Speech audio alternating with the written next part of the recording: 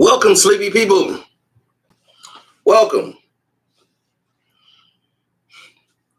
My name is Carson here, and we're here to review Kevin Hart's new Netflix special titled Don't F This Up.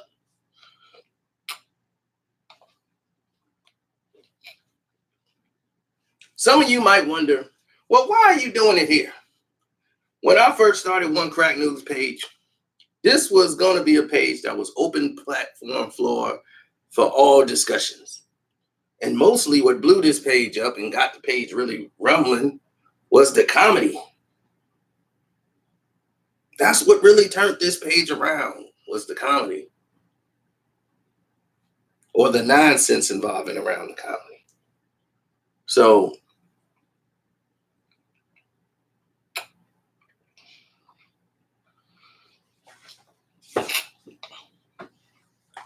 when you guys get in there, we will move further along.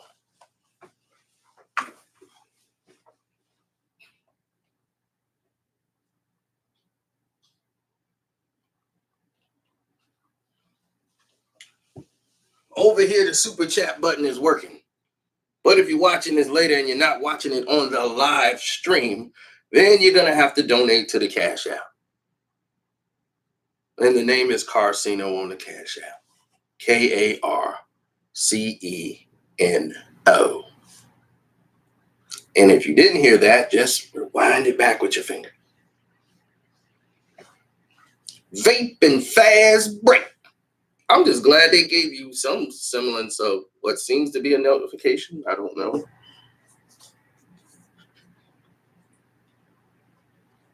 I don't know what they're doing nowadays. Can't figure it out. Black Boy Rick says he likes the new Kevin Hart Netflix show. It's great. Good morning to you. Decided to do this for the One Crack News fans. Now let's get into it. Since Kevin Hart is a comedian, we will do it in Kevin Hart comedic fashion. We will pretend this remote control is a microphone. We will pretend that there's like 60,000. Thanks, Vape and Fast Break. I appreciate the Cash App donation. To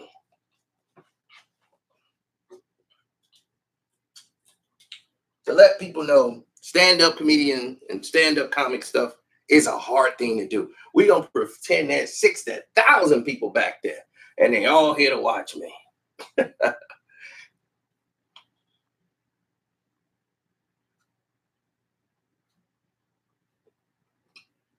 Now, let's continue into this. Kevin Hart did a special, as I just told you, titled Don't F This Up. When all he's been doing was trying to find ways to F it up. Now, the whole thing kicks off, and it talks about Kevin's life and Kevin's family. And I thought, this is a good documentary here. I'm watching it. And I think once it's over, this is it. Then it's like, as soon as the thing ends and the program and starts in with the dad, it cuts off. And I'm like, what did it cut off for? Then it comes like part 2 of the episodes. I'm like, this is a show? So I'm just listening. I'm going in the bathroom. I can hear it. And I'm like, this thing is still going on. I come out. This thing is a whole series. It's a whole series of Kevin Hart working out with his best friend. All his buddies got paper cups, and how Kevin Hart did well for them, and how Kevin Hart has got his new family, and how Kevin Hart F's up.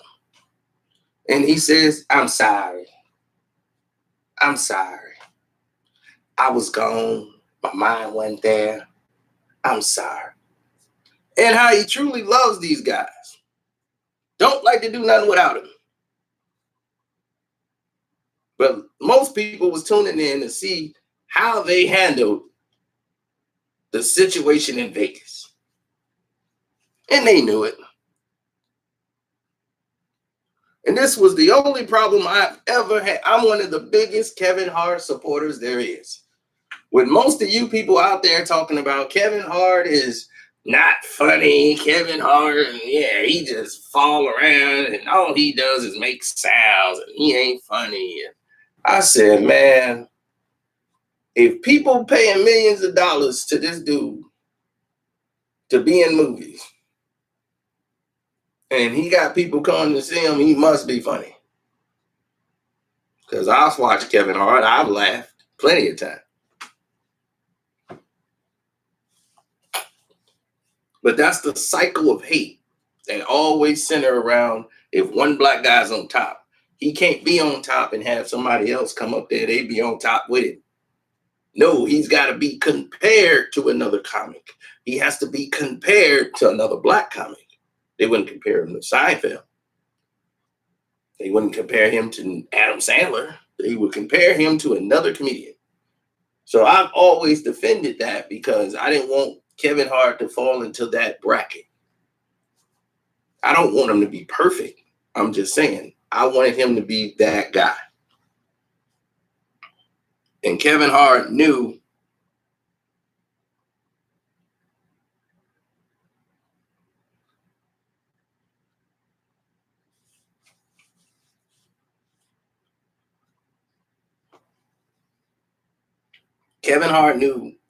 one or two things.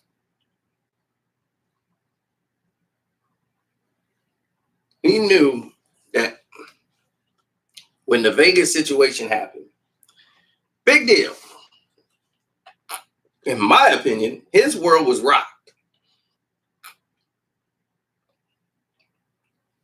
But I'm looking at it and I'm saying to myself, man, Kevin, the heck is you thinking? And Kevin Hart loves to talk. I guess that's somewhat else, Kevin.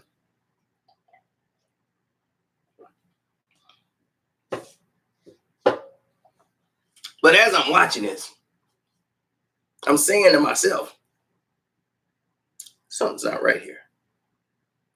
So I'm watching this format go down, and I see his wife. She's crying about the Vegas thing because still affects her. This is the first time I realized I think she's Filipino. That's all the thing I'm recognizing here. I'm like, I think she's Filipino. What was her name? Akamiko or something like that? I don't know. I was like, I think she's Filipino. And I think she really loves Kevin Hart. I don't think she's there for the money. That's all I was going through my mind. I'm like, I really think she kind of loves him. I don't think she's kind of just there for the money.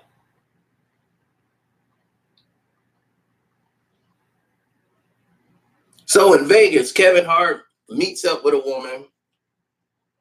After partying with this woman at a club, he's like, man, I'm calling up my boys to hang out with me, and they normally keep me in line and let me know when I'm about to mess up and that I'm doing wrong.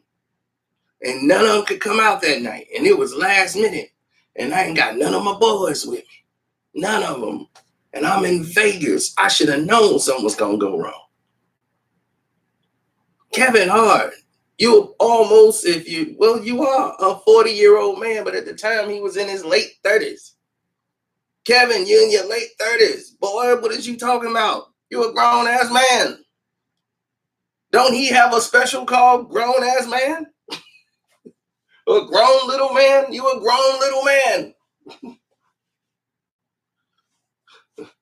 You gotta do, if you at this point in your second marriage and you got your crew with you all the time,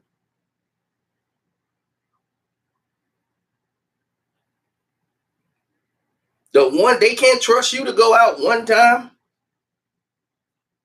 then you ain't got the right crew. If you can't go out one time without your boys, without getting in trouble, then maybe you don't need to go out.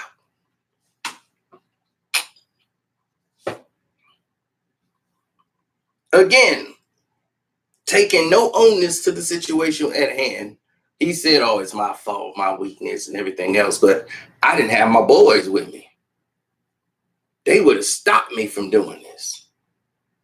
Kevin, you're a grown man. That's no excuse. Your boys not being there don't mean like, well, my boys ain't here. I was trying to call them, they ain't here. Call up the hoes. It don't go that way.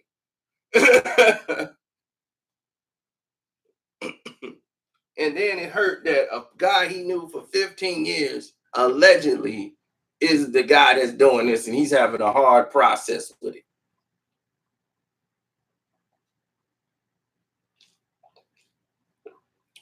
That somebody would try to do this to him.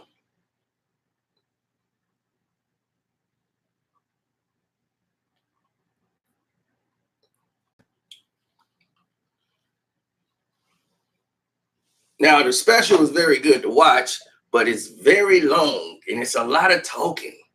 But you get to see them. What I wanted to see was more of how the office work was. You know, that was interesting to me. The meetings and all the stuff in the work and stuff that goes in with Kevin Hart. Like, there's no sleep. You know, and he's trying to go to other places. Then they show the airplane fight with his trainer, who looked like he already been in 2 fights. Don't it? This man got a lifetime red mark over his eye, and his lip is like way out here. I'm like, what the hell happened to him? Do you see his trainer?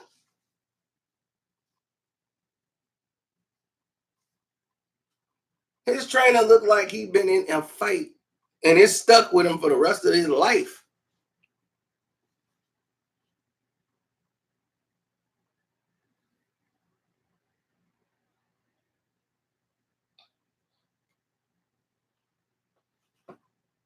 I'm watching it. I'm like, is that a birthmark or something? He got a birthmark of a red mark like right over his eye, and his one lip is like way out here. That's something. Somebody gave you an ass whooping for life. You can no ice pack and nothing is getting that down.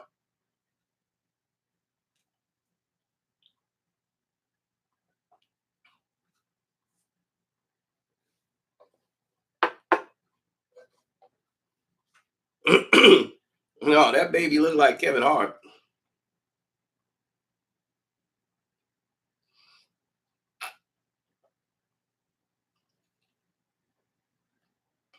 That baby got Kevin Hart face on his wife's head. He's got his wife's head, that big old apple head. That's his wife's head.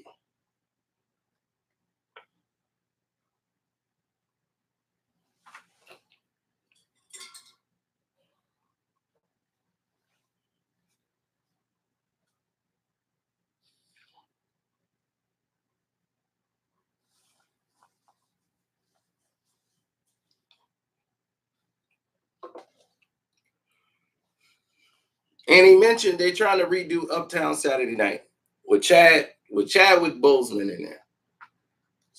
I think that's a very bad selection and a very bad movie for Chadwick. Where his where his career is going.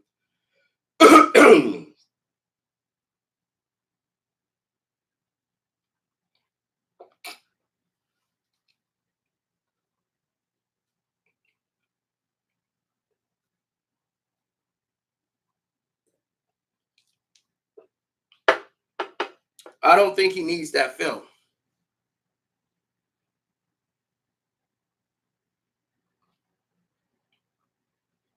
I don't think that's the right fit for him. It's good for Kevin Hart. Kevin Hart's gonna need that film. That's gonna bring a lot more star power to him because he was doing a lot of when the Upside was coming out. The controversy kind of killed the Upside.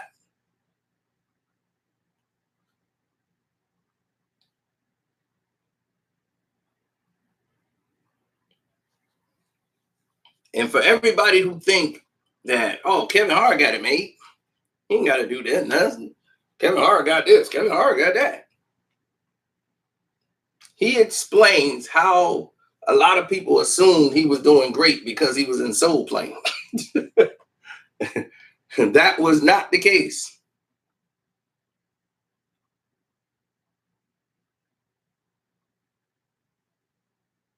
Yeah, I love the format of what he did. See, what Kevin did that I loved was the fact that he showed you the insides of what was happening, like when they were in the process of doing all these things. Because he had to leave his wife in the midst of all this controversy, which was kind of better for him too.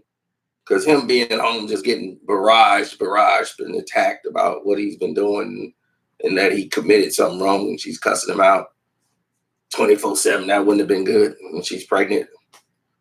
So that wouldn't have been great.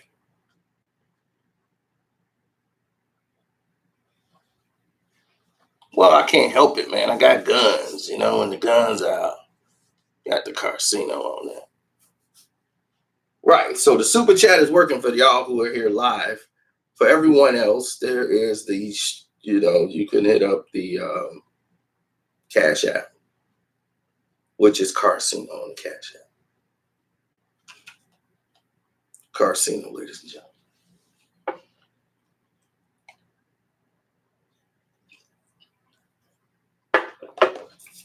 Right. They were like, man, he did Paper Soldiers and he did these things that he coming up. Kevin Hart did his stand-ups. And he was doing some movies and making some guest appearances, but he didn't really blow up yet. He did Think Like a Man and all that, and people thought he had arrived because he was the only good part of the movie. It wasn't until he did About Last Night remake, then he did Ride Along, and then he did The Wedding Ringer. Yeah, that fixed all of his bad problems that he had before and fixed his credit rating and everything else. And he explained that. It took that process all the way to that point of like 2014, 15, in that area, It took all of that. Hey, thanks for the super chat. I appreciate that. It took that stretch.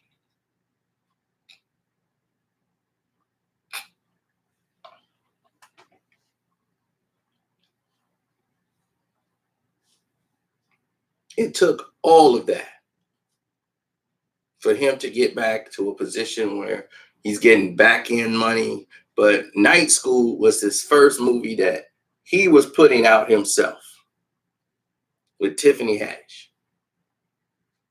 And his buddies wrote the script. Now, Night School was, you can tell, Night School wasn't, it was a good movie, but nothing you're going to remember or really care to watch again. And when I saw it, I said, ooh, he kind of missed the mark with Night School. On this one, I felt the critics was right. Even though the audience gave it like a 90% likable rating, the audience was the critics was kind of right on about the movie.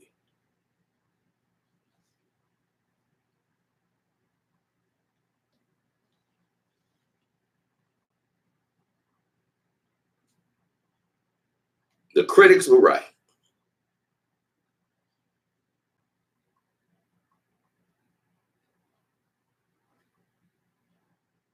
Oh, the critics was right about the movie because it was like one big sketch comedy. Imagine the Chappelle Show do a sketch, and that sketch lasts for about an hour and 45 minutes.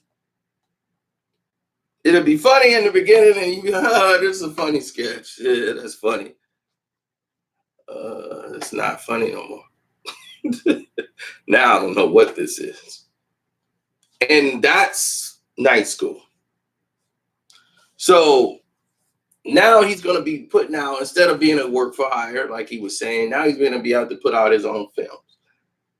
Night School made $100 million just based off Kevin Hart and his hard work he put in for that. I mean, Kevin put in some work for that movie. He was on Instagram Live. He was on Facebook Live. He rented a bus, had night school, went on there, and he was driving down the streets with a megaphone telling people to go see Night School. He was showing up in movie theaters. He knows how to. Kevin Hart is a hustler, and I appreciate that about him. He knows how to sell himself and be positive at all times. See, we always see the positive Kev. But when all this controversy was hitting, people wasn't doing all the, don't do this, don't do that situation with Kevin.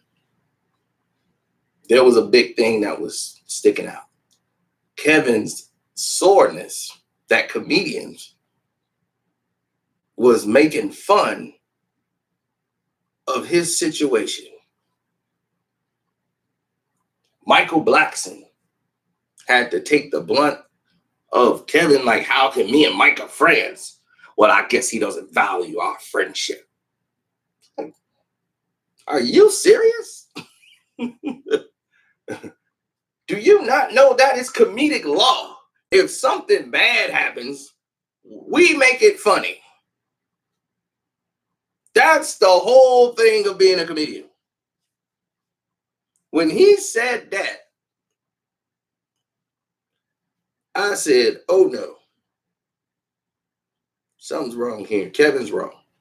And that was the time I looked at it and said, Kevin, you're wrong. You have a special called Laugh at My Pain.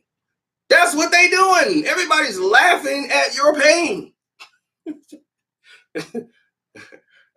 I mean, to do that and say, hey, this is very personal to me, and I don't want to, and you out there planning a comedy tour based around the whole incident. You got a comedy special coming out, going on the road, finna make millions of dollars off the comedy special based off of this.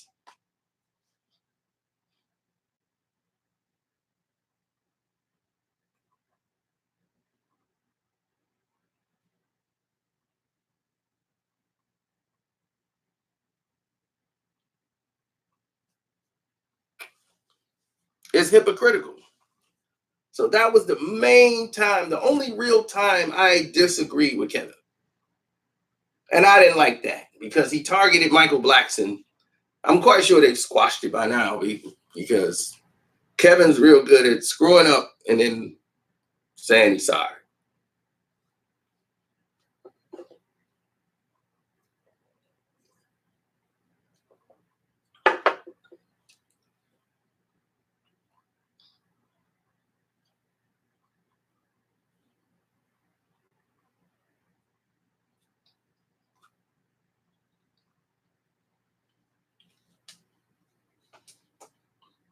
Now, the guys he got around him, Kevin has done a lot for. But they provide a service for him. Not everybody can do everything alone. You can't take everybody with you. Unfortunately, that's the scenario you see here. When you are a top breadwinner, people gonna call you for everything when they know or believe you got money. People call me for stuff and I don't have money. See, if my thing is, I would want to be rich. And I told people that in third grade or first grade? No, first grade. Miss Davis class. She going around, so what do you want to be when you grow up? Everybody, I want to be a fireman. I want to be a doctor. I want to be a lawyer. I'm going to be she was like, I'm going to be an actress. They got to me. I said, I want to be rich. First grade. I didn't say a job title. I didn't say anything. I said rich. That's it. I never want to be famous. Everybody assumes you want to be famous. You got to do these steps.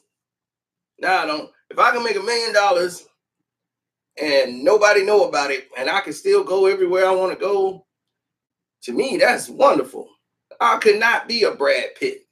have all these millions of dollars and I can't walk nowhere without some security guard and three dudes in armed suits with guns and paparazzis taking pictures of me. I'm trying to take a dump and they got a camera in my window. I'm looking up at them. Davis, take the it.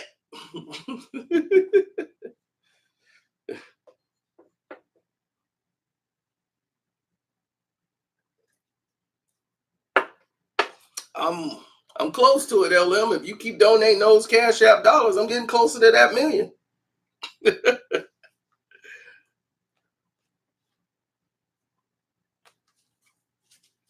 I'd rather be those guys who got millions of dollars and you don't even know it. They just go and do what they want to do. They don't need the fame. Believe me, there's people that got money like doing the Al Heyman. Al Heyman showed you how this done. Al Heyman said, hey, look it, I'm gonna definitely, and I mean definitely, make money. Hundreds of millions. And you know what I'm gonna do? Not be seen. You ain't gonna see me, and if somebody put me on camera, they're gonna have to answer to me. That's power. You can make a network say, do not put me on camera or else. And they say, him, camera, no way.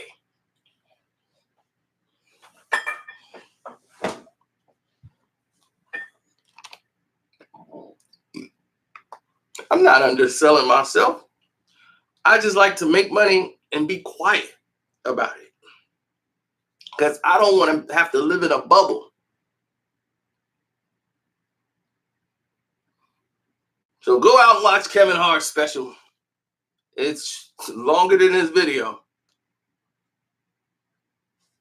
But hopefully you've had fun and enjoyed it. I'm out.